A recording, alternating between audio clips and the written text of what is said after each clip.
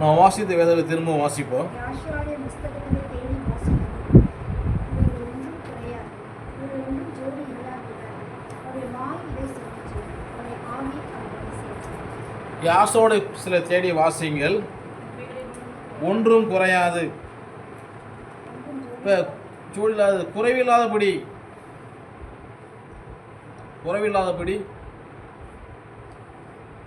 நான் வாழ வேண்டும் என்பதற்காக நம்முடைய தேவனா யாஷா மெசியா இந்த பூமியில் பிறந்து என்ன பண்ணார்? நமக்காய் பாடுகளை பட்டு நமக்காக இன்றைக்கு உயிரோடு எழுந்தார் என்று சொல்லி உலகம் முழுக்க கொண்டாடுறாங்க. இவர் என்ன பண்ணார்? உயிரோடு எழுந்தாருன்னு சொல்லி நாளை கொண்டாடுறாங்க. அதில் தப்பு கிடையாது. என்ன செய்வோம்? நாட்களை யாசோதனை விசேஷித்துக் கொள்வோம். வாசிப்போம். மத்தேயு சுவிசேஷம் 28 அதிகாரம்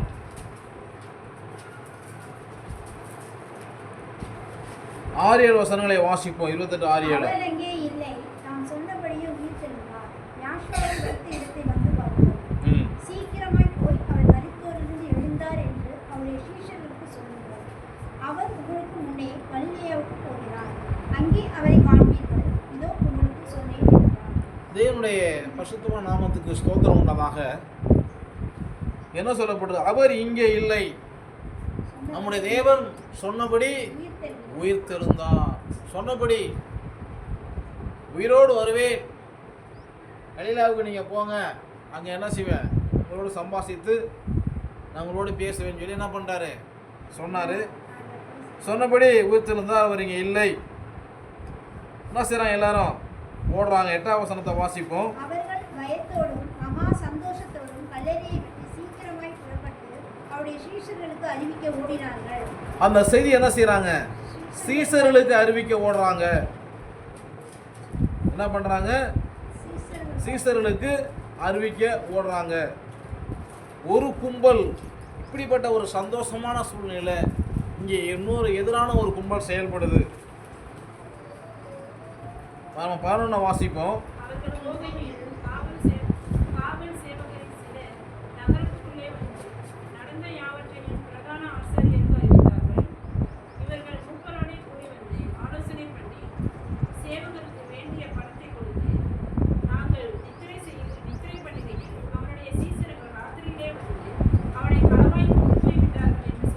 எப்படி?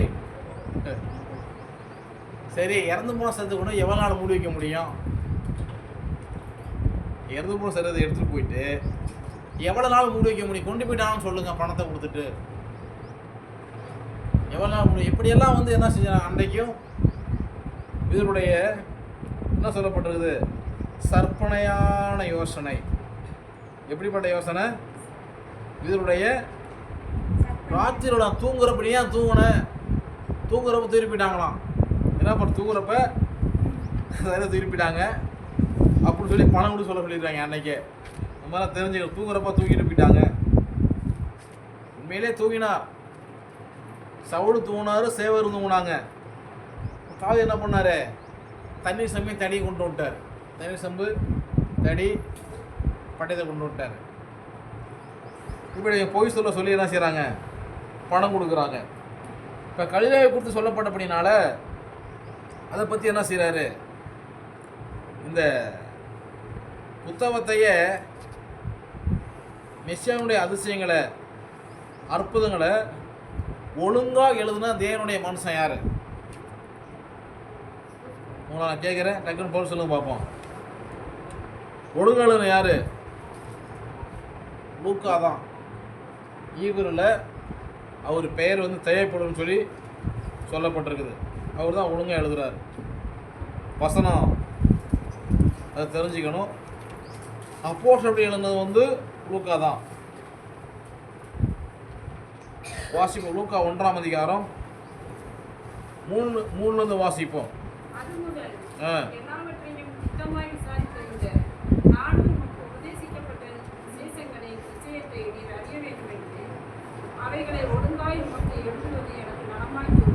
இந்த ஒழுங்கா சரியா எழுந்த வந்து லூக்கா மட்டும்தான். மத்தேயு, மார்க்கு இவர்களில் லூக்கா தெளிவாக எழுதினாரு. இதை விட இன்னொருத்தர் என்ன பண்ணாரு, இன்னும் தெளிவாக எழுதின யாருன்னு கேட்டால் யோவான். இவன் என்ன பண்ணாரு, சத்தியத்தை இவங்க 2-3 பேர் எழுதி விட்டுட்டு அவர் என்ன பண்ணாரு, சத்தியத்தை ரொம்ப ஸ்ட்ராங்காக இருந்தவர் தான் வந்து லூக்கா. யோவான் அதை நம்ம மறந்துடக்கூடாது. இப்போ லூக்கான சுவிசேஷம் 24ஆம் அதிகாரத்தில் நம்ம 5-6 வசனங்களை வாசிப்போம்.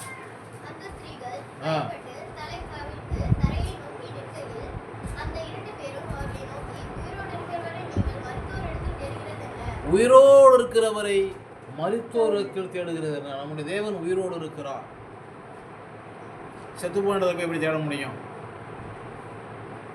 உயிரோடு இருக்கிறார். இன்று அவர் நமக்குள்ளே வாசமாய் இருக்கிறார். தொடர்ந்து வாசிப்போம். அவர் இங்கே இல்லை, அவர் உயிர்த்தெழுந்தார்.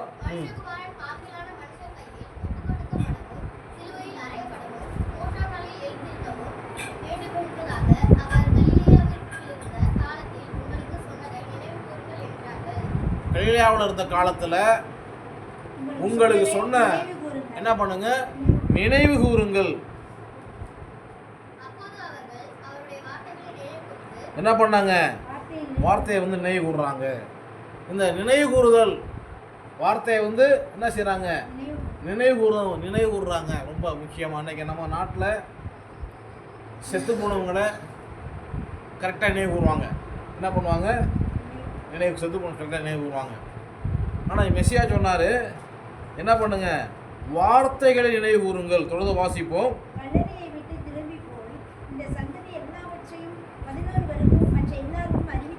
11 பேர் அவர்களுக்கு சதமாக இருந்து என்ன செய்கிறாங்க, அறிவிக்கிறாங்க.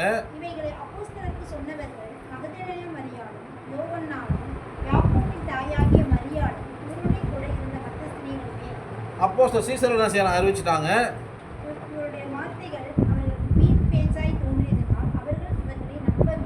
என்ன செய்யறாங்க, இப்போ சீசர்கள் 3.5 வருஷம் இருந்தோம். இந்த பெண்கள் போய் சொன்ன காரியத்தை என்ன செய்யறாங்க, நம்பல. அல்லேலூயா.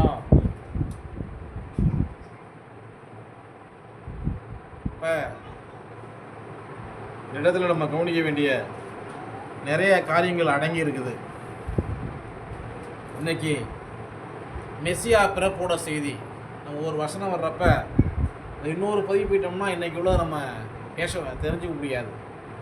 அது குறித்து நம்ம என்ன பண்ணுவோம், பிறகு பேசுவோம், லேசாக மட்டும் சொல்லுவோம். இவைகளை அப்போஸ்தலருக்கு சொன்னவர்கள் மகதலேனா மரியாளும் யோவன்னாலும் யாக்கோபின் தாயை மரியாளும் இவரோடு கூட இருந்த மற்ற ஸ்திரீகளுமே. இந்த உயிரோடு வந்த காரியத்தை சரியாக உறுதிப்படுத்தின அன்றைக்கு இருந்ததான பரிசுத்தவாட்டிகள் பெண்கள் மாத்திரமே. அல்லேலூயா. அதில் சீசர்கள் கிடையாது. சீசர் என்ன செய்கிறாங்க, இவங்க சொல்கிறது சீசர்கள் வீண் பேச்சா தெரிஞ்சிச்சு. ஏன்னா சீசர்கள் தான் கூட இருந்தாங்க, அதுக்கப்புறம் ஸ்திரீகளாக இருந்தாங்க. ஆனால் பெண்கள் என்ன செய்யிருக்காங்க, விசுவாசத்தில் எப்படி இருக்கிறாங்க, வல்லவர்களாக இருக்கிறாங்க. இந்த ஊழியர்கள் என்ன செஞ்சிட்டாங்க, இதை வந்து அவங்க நம்பலை. இப்போ இதில் முக்கியமாக ஊழியக்காரர் பேதுரு எழுந்திருந்து ஓடி, இது சரி இவங்க சொல்கிறாங்களே உண்மையான பாப்பா சரி பேதுரு இவங்க சொல்ல நம்பலை. கல்லறைக்கு என்ன செய்கிறாரு, அவர் ஓடுறாரு. கல்லை ஓடி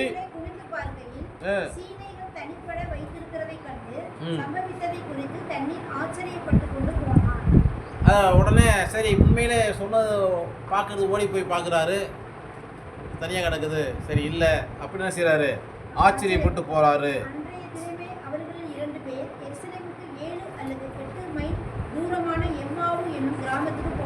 கிராமத்துக்கு இவங்க என்ன செய்கிறாங்க, போகிறாங்க. இவங்களோட என்ன செய்கிறாங்க, கிராமத்துக்கு போகிறாங்க. அதில் பேரும் சேர்ந்துக்கிட்டாரு.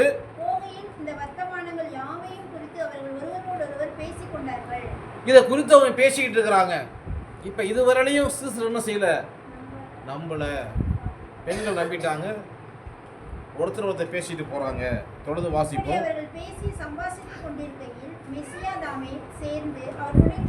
இப்போ இவரோட ஒரு ஜாயிண்ட் ஆகிட்டாரு. இப்போ 2 பேர், ஒருத்தரை ஓடினாரு, 2-3 பேராச்சு. அப்போ சீசர்லாம் சேர்ந்துட்டாங்க. இப்போ யார் வர்றாரு, மெசியாவும் கூட என்ன பண்ணிட்டாரு, உள்ள ஜாயின் பண்ணிட்டாரு இந்த பயணத்தில். அவரை அறியாதபடிக்கு அவருடைய கண்கள் மறைக்கப்பட்டிருக்கிறது. இவர் போறாரு, அவர் தெரியாது. அவங்க பார்க்கல. கண்ணு மறைக்கப்பட்டது எப்படி என்று சொன்னால், அகிரிப்பராஜரை பவுல் சொல்றப்ப ஒரு ஒளி பட்டது, பிரகாசித்தது, நாங்கள் எல்லாரும் தரையில் விழுந்துட்டோம். அப்போ சவுளே சவுளே என்று முழுவது கடினமா என்று 200 பேர் சத்தத்தை நான் கேட்டேன் அப்படின்னு சொல்கிறாரு. மற்றவங்க எல்லாரும் விழுந்தாங்க. அந்த சத்தம் யார்கிட்ட பேசுனுச்சு? சவுல்கிட்ட மாத்திரம் பேசுனது. மற்றவங்களுக்கு கண்ணு தெரியல. அது மாதிரி இந்த இடத்துல என்னது, எல்லாரும் போகிறாங்க, எல்லாரும் கண்ணுக்கு அவர் மறைவா இருக்காரு, ஆனால் போயிட்டு இருக்காரு. அப்பொழுது அவர் அவர்களை நோக்கி, நீங்கள் துக்கம் உள்ளவர்களாய் வழி நடந்து ஒருவருக்கொருவர் சொல்லிக் கொள்ளுகிற காரியம். ஆனால் நல்லா கவனிக்கணும், அந்த முகம்தான் அவங்களுக்கு மறைக்கப்பட்டிருக்குது.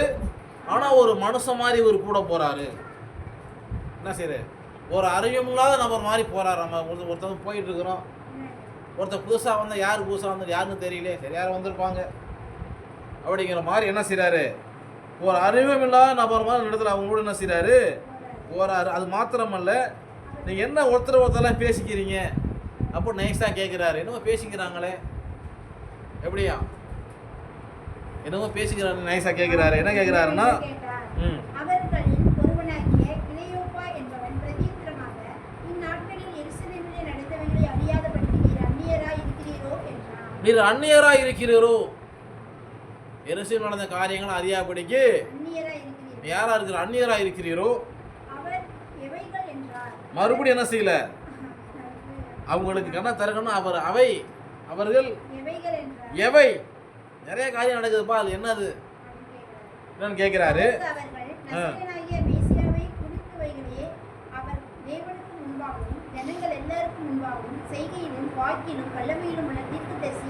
வல்லமையுள்ள தீர்க்கதரிசியா இருந்தார். நம்முடைய பிரதான ஆசாரியரும் அதிகாரிகளும் அவரை மரண ஆக்கினைக்கு உட்பட்டு சிலுவையில் அறைந்தார்கள். சிலுவையில் இடம் பண்ண அரைஞ்சிட்டாங்க. அவரே இஸ்ரவேலை மீட்டு ரட்சிப்பவர் என்று நாங்கள் நம்பி இருக்கிறோம்.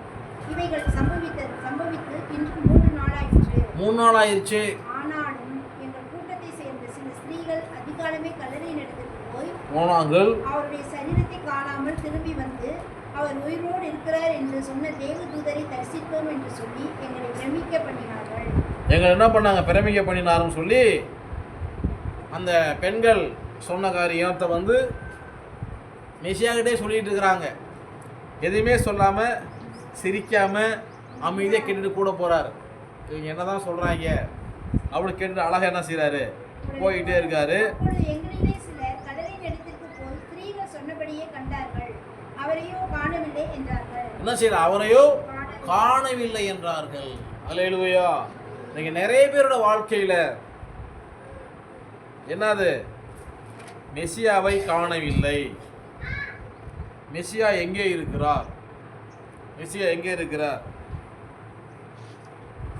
அவருடைய சர்வத்தை காணாமல் என்ன பண்ணாங்க, திரும்பி அவரை காணவில்லை. அவர் என்ன பண்ணிட்டாரு, உயிரிழந்து விட்டார். அவர் இங்கே இல்லை, அவர் உயிர் தெழுந்தார். சொன்னபடி என்ன பண்ணாரு, உயிர் தெழுந்தார். தேவனுடைய வசனத்தை விசுவாசிக்கிறதுல அன்றைக்கும் சரி இன்றைக்கும் சரி முதலிடம் யாரு, ஸ்திரீகளுக்கு தான். இப்போ எந்த கோயிலுக்கு போனாலும் ஆண்கள் பக்கம் வந்து கம்மியாக இருக்கும், பெண்கள் பக்கம் கொஞ்சம் கூட இருக்கும், ஒரு 1% கூட இருக்கும். அப்போ இவங்களுக்கு என்னது, சொன்னார் போனார், ஆனால் அவங்க வீடு ஆயிருமோ, எப்படி நம்பிக்கை. ஆனால் ஆதி நாட்களில் என்ன பண்ணாங்க, பல இடங்களில் ஆதி திருச்சபையில் பெண்கள் எப்படி இருந்திருக்கிறாங்க, நம்பிக்கை இல்லாமல் அநேக இடங்களில் இருந்திருக்கிறாங்க. ஆனால் பிற்பாடு என்ன பண்ணியிருக்கிறாங்க, பெண்கள் நம்பிக்கைக்குள்ளே வந்துட்டாங்க. நம்ம அதெல்லாம் கவனிக்கணும். நிறைய இடங்களில் நீங்கள் வேதத்தை ஆராய்ஞ்சு பார்ப்பீங்கன்னா அநேக இடங்களில் விழுந்து போன அந்த ரட்சிப்பு வந்ததான பயணத்தில் திரும்ப எடுத்து யார் நிறுத்தணும்னு சொன்னால் ஸ்திரீகள் மாத்திரமே. அல்லேலூயா. அல்லேலூயா. நிறைய இடத்துல நம்ம வேதத்தில் பார்க்க முடியும், நிறைய இடங்கள்ல. அதனால தான் சாலமோன் சொன்னார், நீதிமொழியின் புஸ்தகம் 14ஆம் அதிகாரம் 1வது வசனத்தை வாசிப்போம்.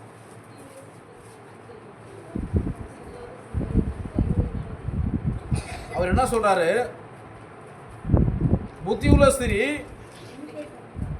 தன் வீட்டை கட்டுகிறாள். அப்ப புத்தியுள்ள ஸ்திரீ என்ன செய்யறாங்க? வீட்டை கட்டுகிறாங்க. யாரு? புத்தி உள்ளவங்க.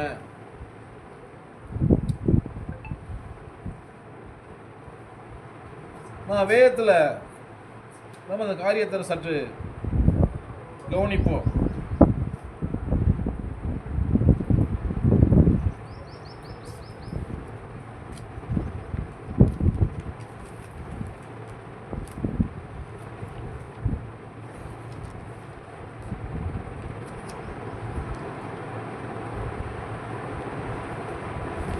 நியாயாதிபதிகளின் புஸ்தகம் 13ஆம் அதிகாரம்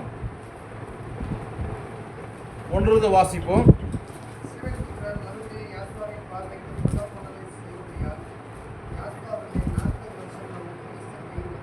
அவருக்கு ரோஷம் வந்துருச்சு.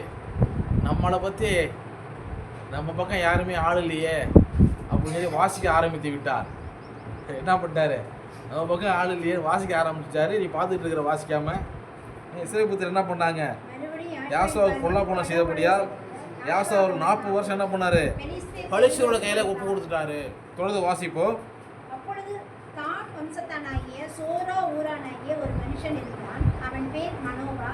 அவன் மனைவி பிள்ளை பெறாத மலடியாய் இருந்தாள். பிள்ளை பெறாத மலடியாய் இருந்தாள். அல்லேலூயா. தொடர்ந்து வாசிப்போம். யாஷ்வாவுடைய தூதனானவர் அந்த ஸ்திரீக்கு தரிசனமாகி அவளை நோக்கி, இதோ பிள்ளை பெறாத மலடியான நீ கர்ப்பம் தரித்து ஒரு குமாரனை பெறுவாய். இப்ப இந்த இடத்துல நம்ம கவனிக்கணும், ஆபிரகாமுடைய மனைவி தரிசனமா இருந்தாங்க, அதான் பிள்ளை இல்லாம இருந்தாங்க. சாராளுக்கு தேவன் தரிசனமானார், நகைச்சாங்க.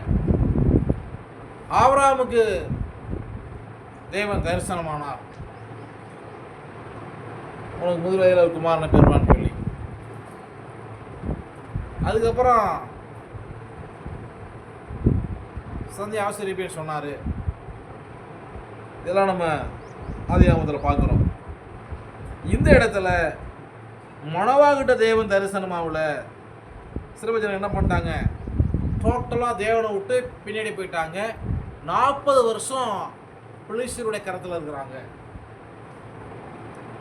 இந்த ஒரு இக்கட்டான சூழ்நிலையில் மனோவுடைய மனைவிக்கு என்ன செய்கிற தேவன் தரிசனமாகறா, சிரிக்கு தரிசனமாகறாரு.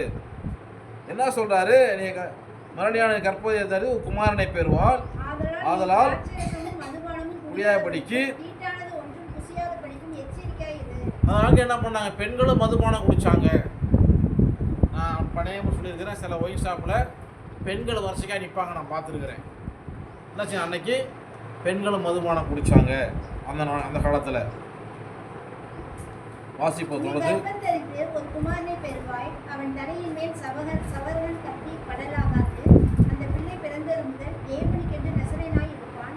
அவன் இஸ்ரவேலை பெலிஸ்தீனின் கைக்கு நீங்களாக்கி ரட்சிக்கத் தொடங்குவான் என்றார். அப்ப என்ன செய்யக்கூடாது? அந்த நாட்கள் என்ன பண்ணக்கூடாது? ஆண்கள் மொட்டையடிக்க கூடாது.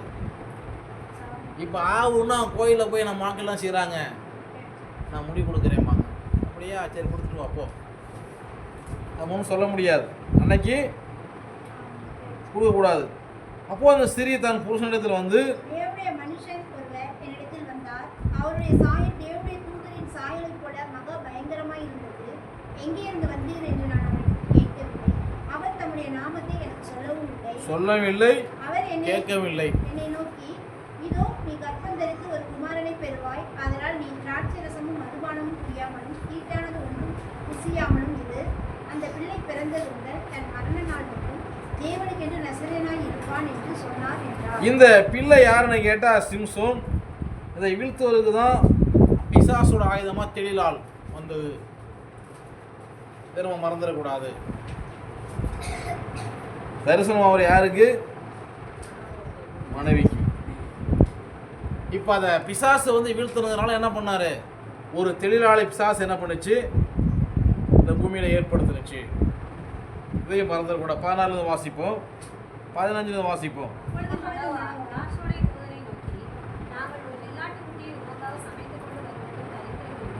என்ன ஒரு வெள்ளாட்டுக்குட்டி சமைச்சிட்டு வர்றாங்க. அடுத்து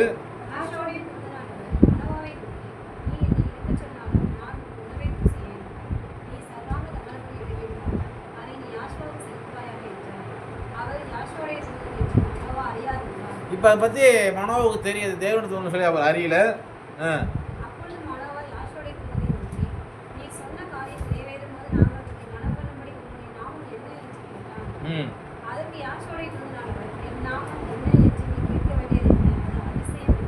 பொதுவாக சொல்லிட்டார், என் பேரை அவர் பேரை சொல்லாமல் அது அதிசயம் சொல்லி சொல்லிட்டு போயிட்டார். தொடர்ந்து வாசிப்போம்.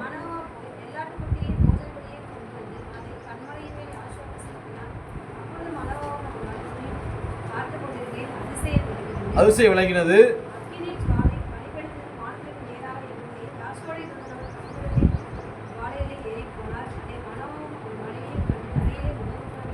முகங்குப்புறை விழுந்துட்டாங்க. தொடர்ந்து வாசிப்போம்.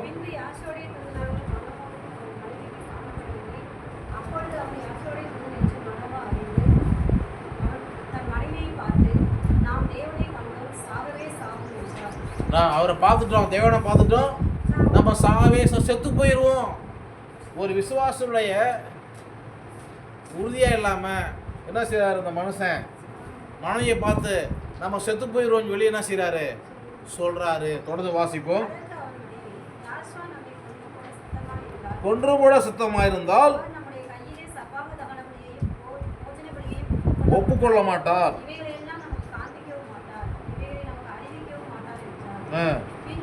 இந்த இடத்துல யாரு தேவனுடைய விசுவாசத்தை இழந்தது?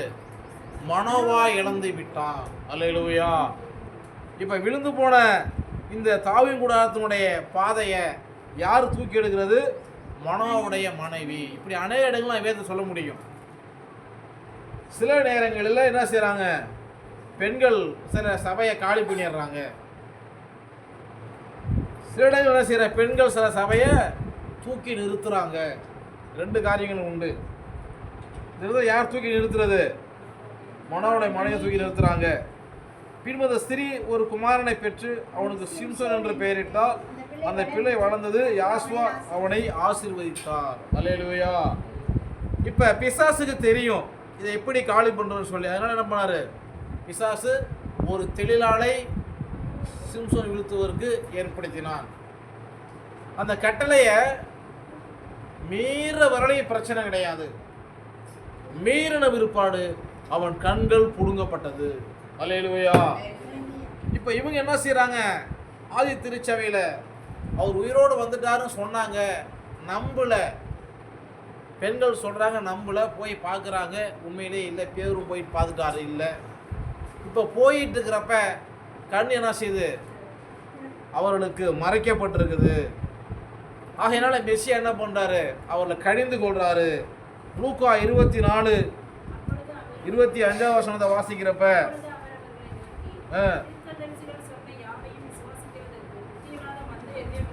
ஒரு மனிதன் மனுஷனா இருந்து பரலோகத்துக்கு போய் அவருடைய பிள்ளையா இருக்கணும் அப்படின்னா திருவருஷம் சொன்ன யாவையும் விசுவாசிக்க வேண்டும், அதை நம்ப வேண்டும். அதில் ஏதாவது டவுட் இருந்தால் வேதத்தை ஆராய்ஞ்சு பார்க்கணும். எதை ஆராய்ஞ்சு பார்க்கணும்?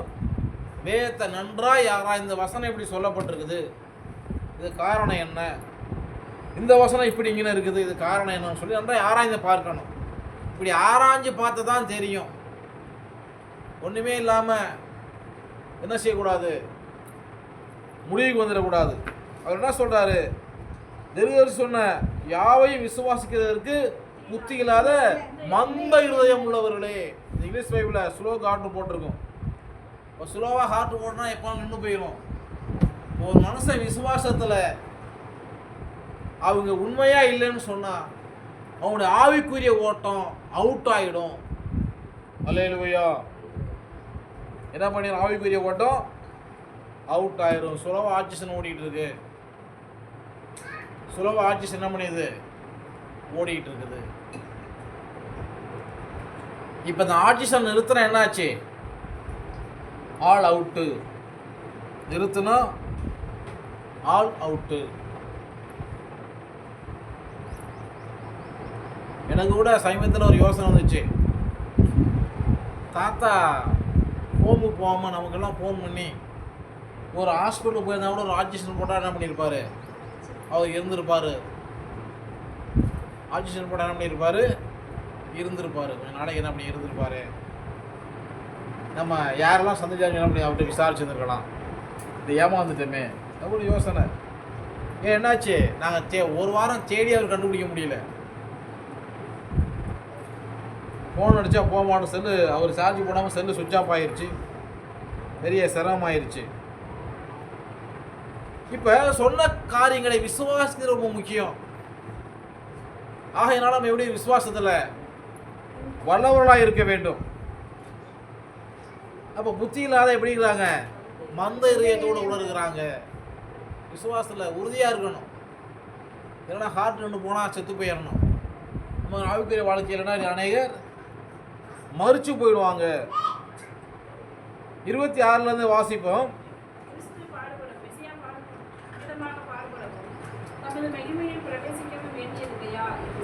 அவர் பாடுபடணும், பாடுபட்டு மகிமையில பிரவேசிக்க வேண்டும். அல்லேலூயா. பரலோக ராஜ்யம்னா நேரடியாக தேன் எடுத்து வாயில் சாப்பிட்றது கிடையாது. தேன் எடுத்து நேரடியாக வாயில் ஊற்றுற தேன் எடுக்க போனோம்னா என்ன செய்யும்? அந்த குழவியெல்லாம் கொட்டும். நான் 4வது படிக்கிறப்ப எனக்கு வயசு எத்தனை இருக்கும்? 4வது படிக்கிற பையன், நானும் இன்னொரு பையன், 3 பேர். ஒரு பேர் இமான், இன்னைக்கு உயிரோடு இருக்கிறாரு. பசுத்தம் சொல்லி அவரும் உயிரோடு இருக்கிறார். நாங்கள் 3 பேரும் என்ன செய்வோம்? தேன் எடுக்க போவோம். அப்போ அதில் என்னன்னா, எப்போ எடுக்க எங்களுக்குள்ள பெரிய ஒப்பந்தம் 3 தேன் கூட பார்க்கணும். அதில் ஒரு ஆள் தான் இங்கே எடுக்க போகணும். ஒரு ஆள் ரோட்டில் என்ன செய்யணும்? பளிங்கு அடிச்சுட்டு இருக்கணும். ஒரு ஆள் மேலே ஏறணும். ஒரு ஆள் கொள்ளக்குள்ளே இருக்கணும். ரோட்டில் பளிங்கு அடிக்கிற ஆள் அந்த வீட்டுக்காரன் வரான்னு சொல்லி பார்க்கணும். எப்படி வீட்டுக்காரன் வரான்னு சொல்லி பார்ப்பா. தெரியாமல் போய் எடுக்கிறது 4வது படிக்கிறப்ப ஆரம்பித்தது. போய் தேன் எடுத்துட்டு அடை களையாமல் எடுக்கணும். அப்போ கொட்டும், அதை வாங்கிக்கணும். மேலோட தேனை மட்டும் நல்லா வலிச்சு எடுத்துக்கிட்டு சத்தமே போட மரத்தை விட்டு இறங்கி வந்து 3 பேர் பங்கு போட்டு சாப்பிட்டுட்டு தேன் கூட கலைக்கவே மாட்டோம். இன்றைக்கெல்லாம் தேன் எடுக்க என்னது?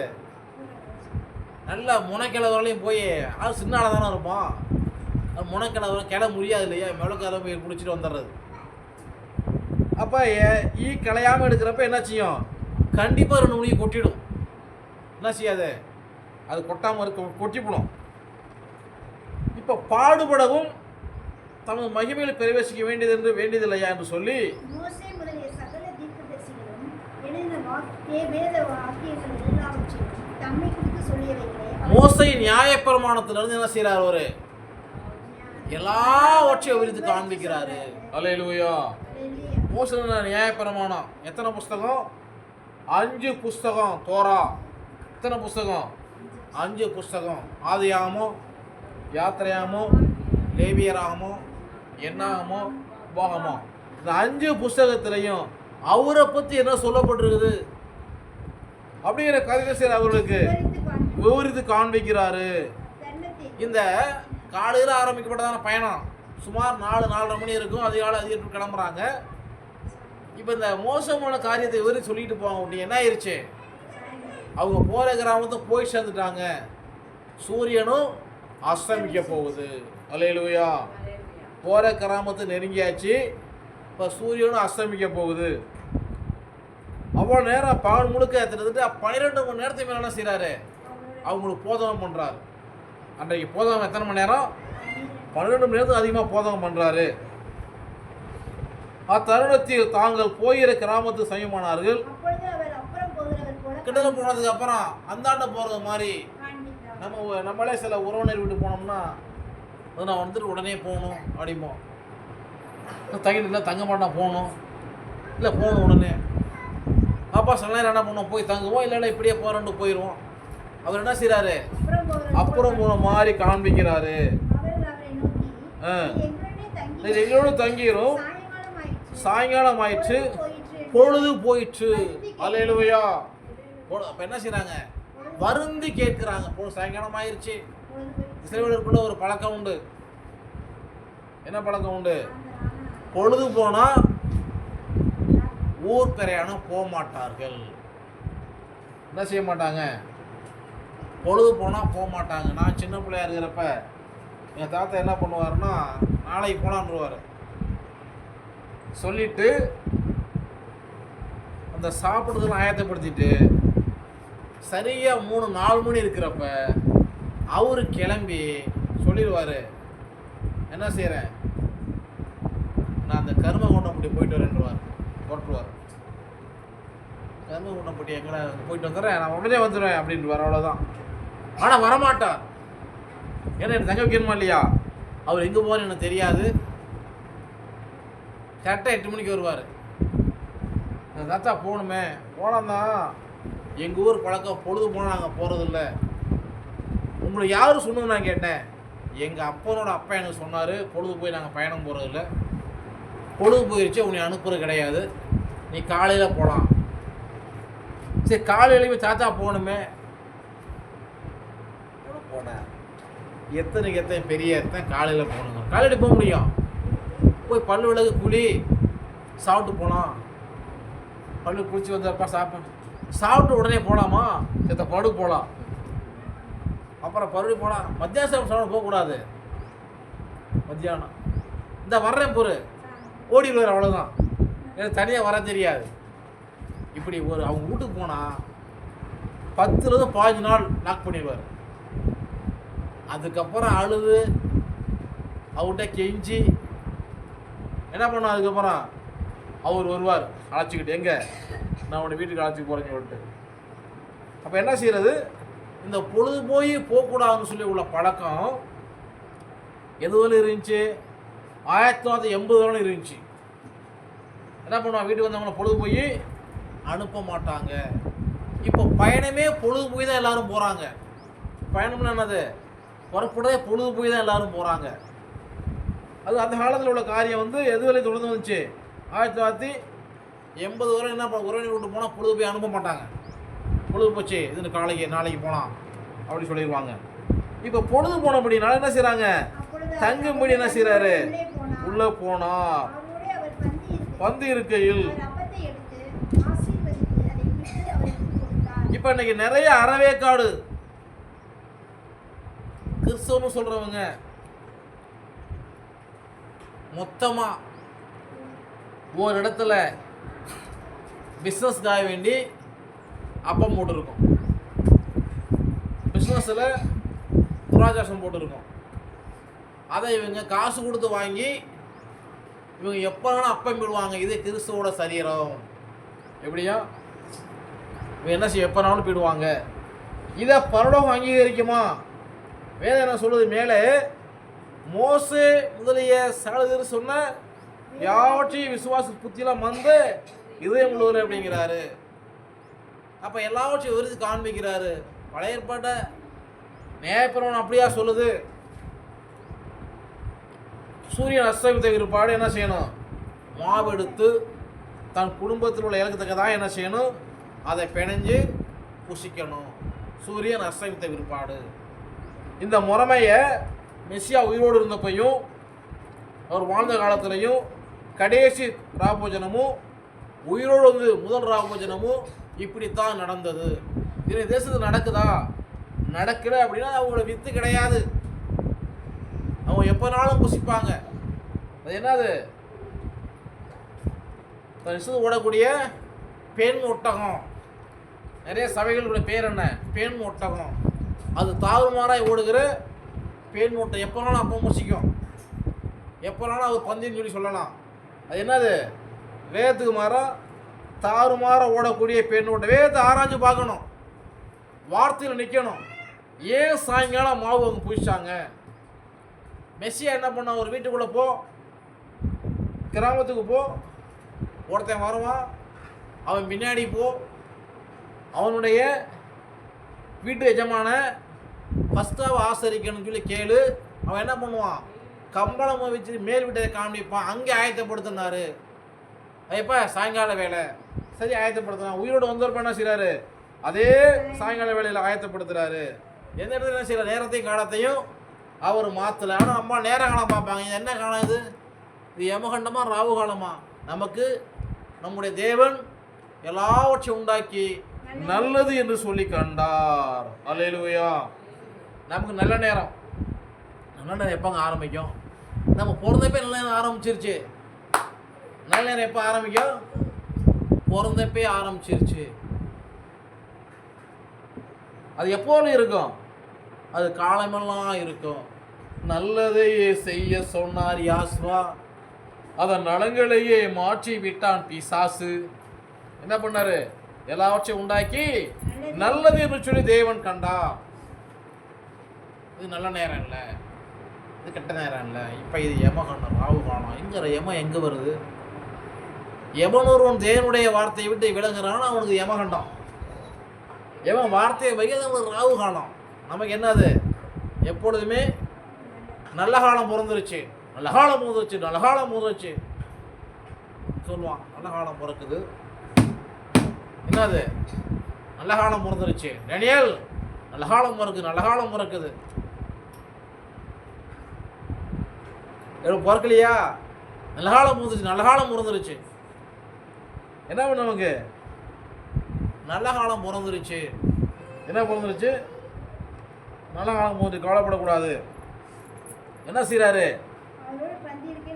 அப்பத்தை எடுத்து அதை விட்டு கொடுக்குறப்ப அப்போது அவருடைய கண்கள் திறக்கப்பட்டு, ஆவிக்குரிய கண்ணு திறக்கப்படணும்னா சாயங்காலம் சூரிய அஸ்தமத்தை இருப்பான் மாவு எடுத்து பிணைஞ்சு அவருடைய பந்தி அனுசரித்தல் மாத்திரமே ஆவிக்குரிய கண்கள் கொஞ்சம் கொஞ்சமாக திறக்கப்படும்.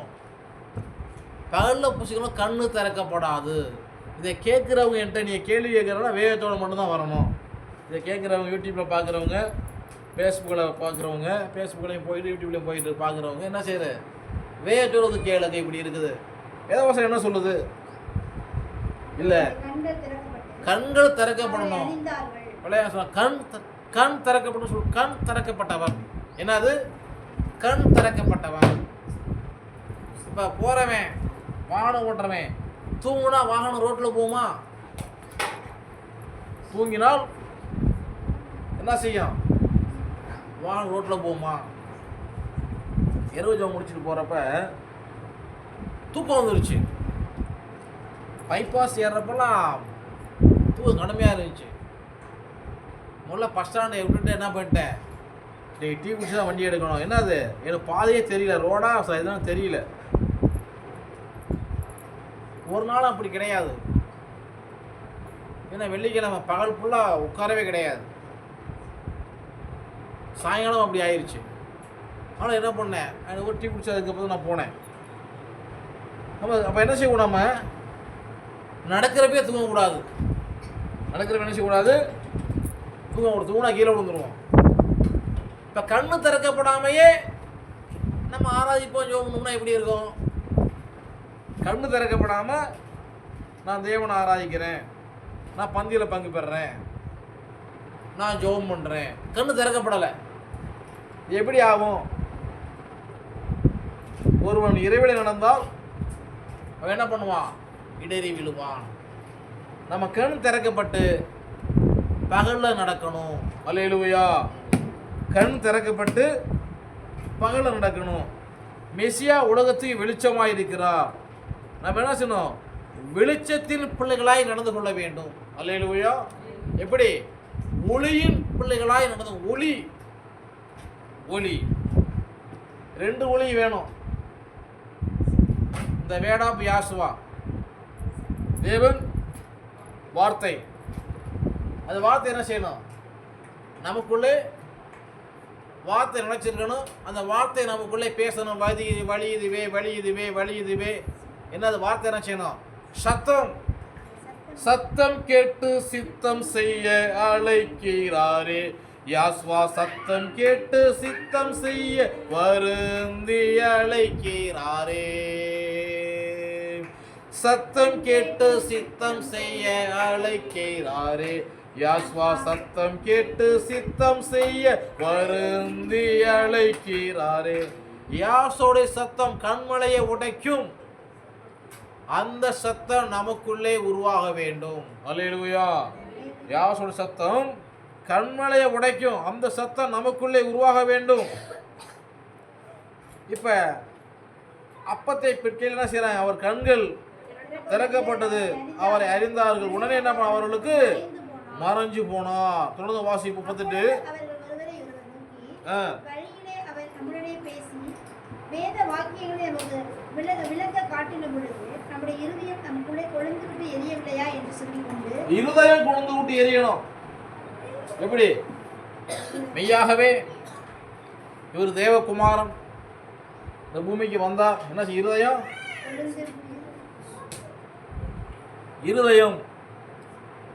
கொழுந்து விட்டு எரியணும்.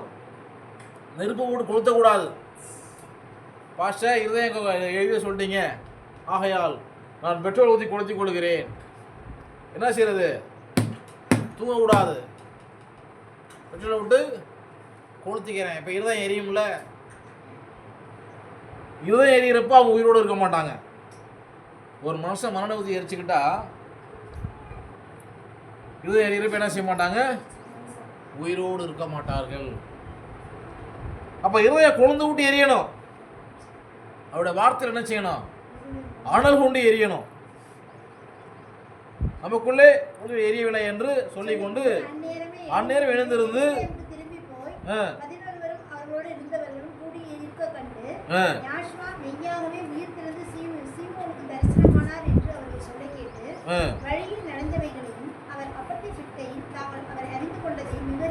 விவரித்து அப்பம் பெட்கையில தான் அறிந்து கொள்றாங்க. அதுவரை கண்கள் மறைவாக இருந்தது, அவர்களுக்கு மறைவாக இருந்தது. அப்ப அப்பம் ரொம்ப முக்கியமான பந்தி. இந்த சூரிய அஸ்தமனத்தோட தான் பிக்கணும். ஒரு பாஸ் சொல்றாரு, அவங்க அங்க இங்க எப்படினாலும் பிக்கலாம், ஒண்ணுங்க நினைவு கூர்ந்தா போதும். எப்படினாலும் பிக்கலாம், என்ன பண்ணலாம்? நினைவு கூர்ந்தா போதும்.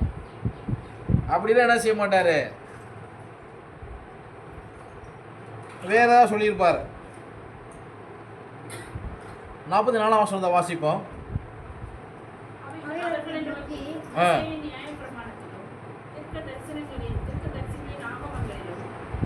சங்கீதங்களிலும்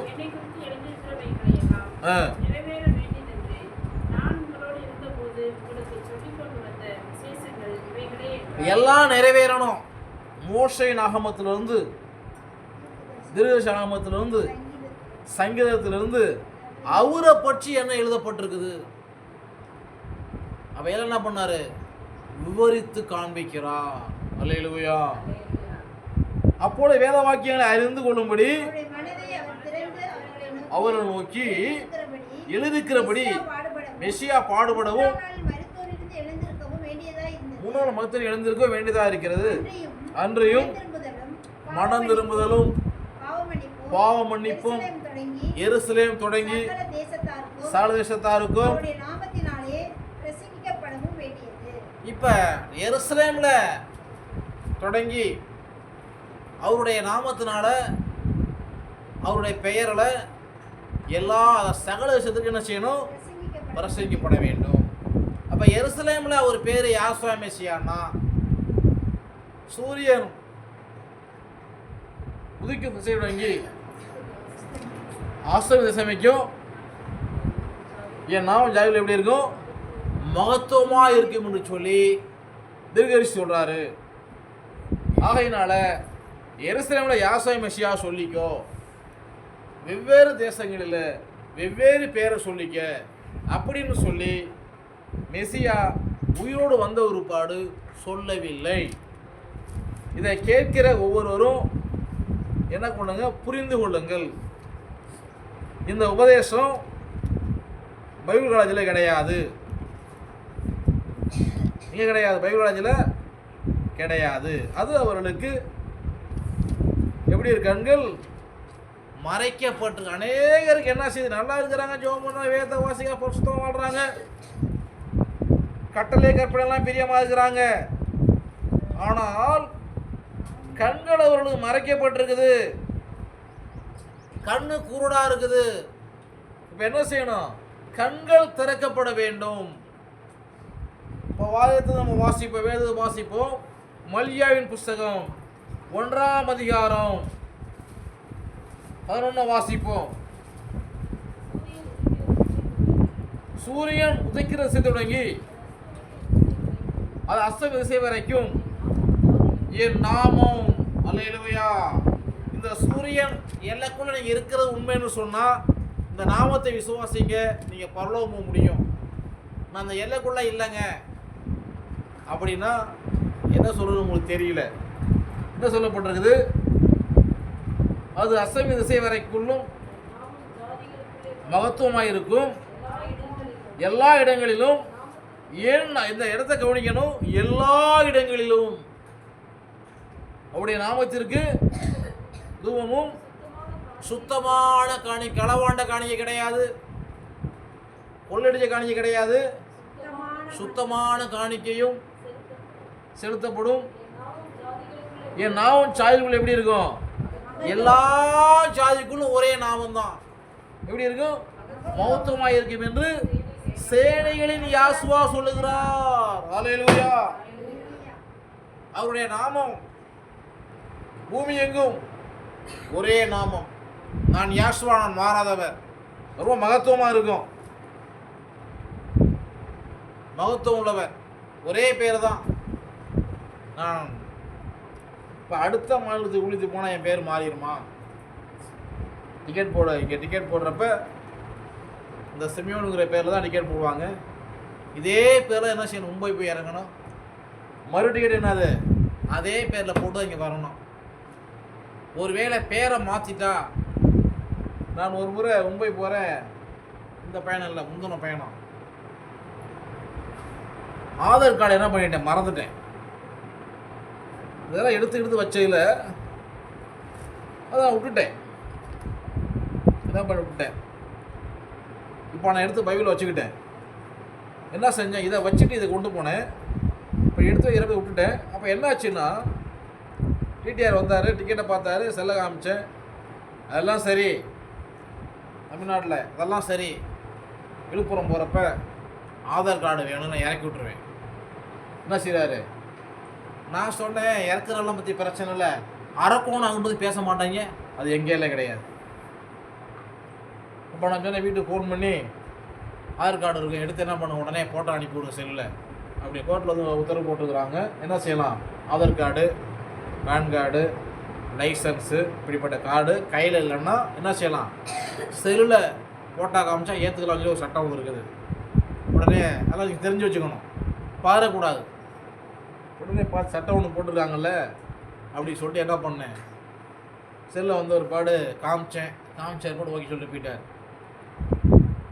அப்போ ஏன் இதை பண்ணுறாங்கன்னா, நம்மளுடைய பேரை யூஸ் பண்ணி வேற ஒருத்தர் பயணம் செஞ்சிருவாங்க அப்படின்னு சொல்லி கவர்மெண்ட் வச்சுருக்குறாங்க. அப்போ நம்ம நல்ல யோசனை என்ன செய்யணும், நம்ம நல்லதாக இருந்தால் நம்ம அதை ஏற்றுக்கொள்ளணும். ஏன்னா நம்ம பேரில் வேறு, நம்ம பேரை யூஸ் பண்ணி என்ன செய்யக்கூடாது, வேறு ஒருத்தர் பயணம் போகக்கூடாதுல்ல.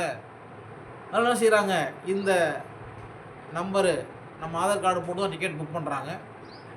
இந்த கார்டு காமிச்ச ஒருபாடு அவங்க உள்ள ஒரு ஆப்ஷனில் போட்டால் அது என்ன செய்யும், அந்த நம்பரை காமிக்கும். இந்த நம்பரை என்னாச்சு போட்டாலும் முக்கியம் கிடையாது, நம்பரை காமிக்கும். அது இல்லைன்னா பண்ணிடுவாங்க, இறக்கி விட்ருவாங்க, முடிஞ்சு போச்சு. நம்ம அதை கவனிக்கணும். அப்போ பயணம் போகிறப்ப என்ன செய்கிறாங்க, நம்ம பேரை வேறு யாரும் பயணத்தை விடான்னு சொல்லி கவர்மெண்ட் ரொம்ப ஞானமாக செயல்படுறாங்க. இப்போ நம்ம பயணம் சாதாரண பயணம் கிடையாது, இங்கே ஆரம்பித்த பயணம் பரலோகம் போய் தான் நிற்கணும். அல்லேலூயா. எங்கே போய் நிற்கணும், பரலோகம் போய் நிற்கணும்.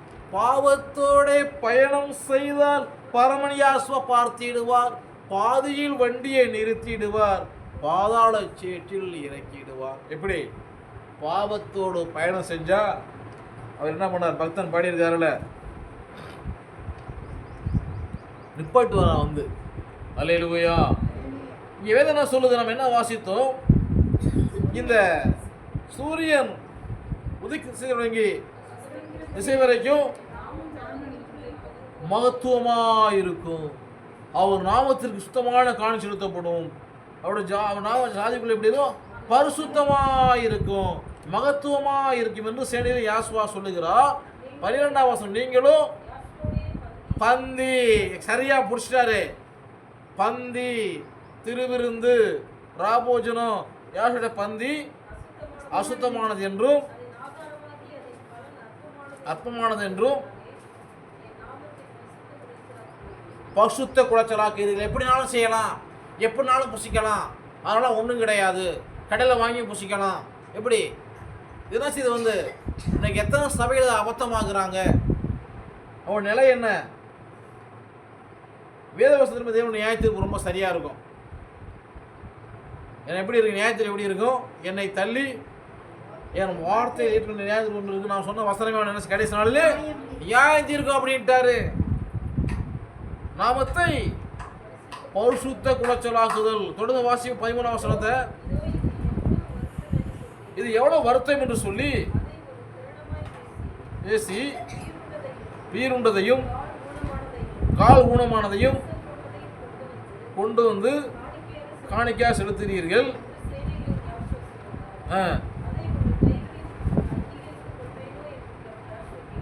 எப்படி? அதை அப்படிப்பட்ட என்ன செய்ய மாட்டேன்?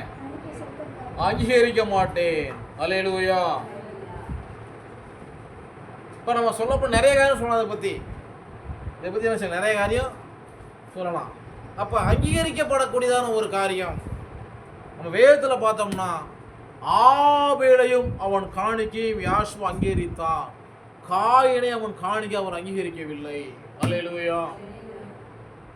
அங்கீகரிக்கப்பட்டதாக நம்முடைய பலி செலுத்துதல், நம்முடைய ஆராதனை, நம்முடைய துதி, ஸ்தோத்திரம், அல்லேலூயா, நம்முடைய ஆவிக்குரிய ஜீவியம் அங்கீகரிக்கப்பட்டதாக இருக்க வேண்டும்.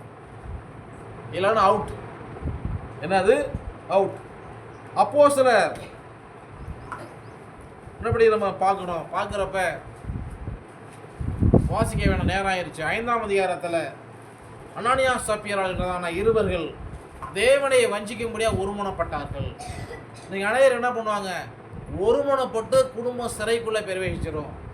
சிரம்னா சின்னஜில் கிடையாது, இது ஆவிக்குரிய சிறை. தேவனுடைய காரியத்தில் என்ன பண்ணுவோம்? வஞ்சிக்கிற விஷயத்தில் ஒருமனப்பட்டு சிறைவாசல் இருப்பாங்க. அப்போ என்ன பண்ண முடியும்?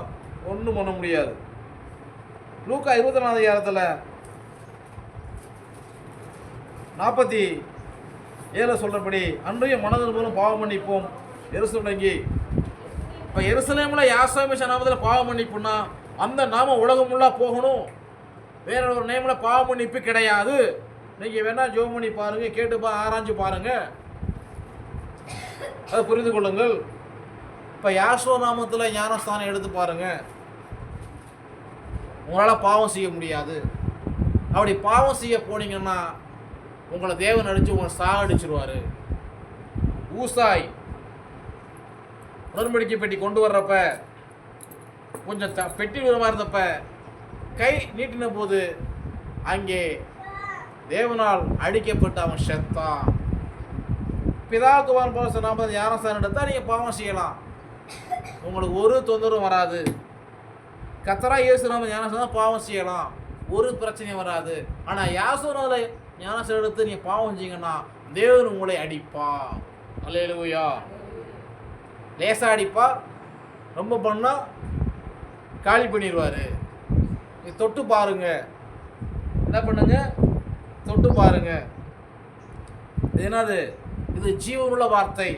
இப்படிப்பட்ட வார்த்தை வந்து ஜீவனுள்ள வார்த்தை. வாசிப்போம் 48. இந்த வார்த்தைக்கு நம்ம எல்லாரும் சாட்சியாக இருக்கணும். எப்படிப்பட்ட வார்த்தை? இந்த வார்த்தையை தேவன் வார்த்தையாக இருக்கிறார். வார்த்தையை தேவன் வார்த்தை நம்மோடு பேசிக் கொண்டிருக்கிறார்.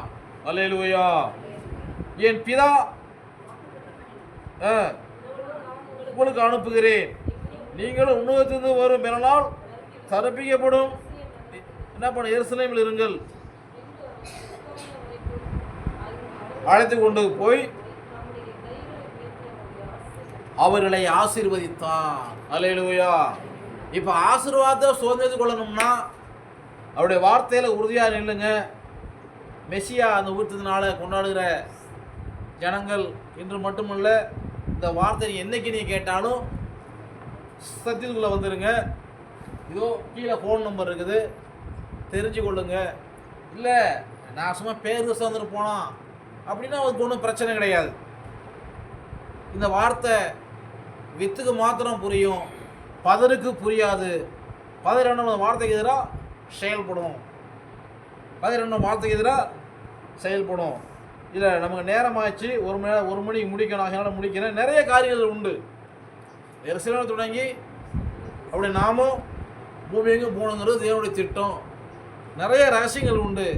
என்ன செய்ய முடியாது, ஒரு மணி நேரத்தை சொல்ல முடியாது. அன்றைக்கி என்ன பண்ணார் மெசியா? 12 மணி நேரம் அவர்களுக்கு போதகம் பண்ணி சீசருடைய கண்களை திறந்தார். அல்லேலூயா.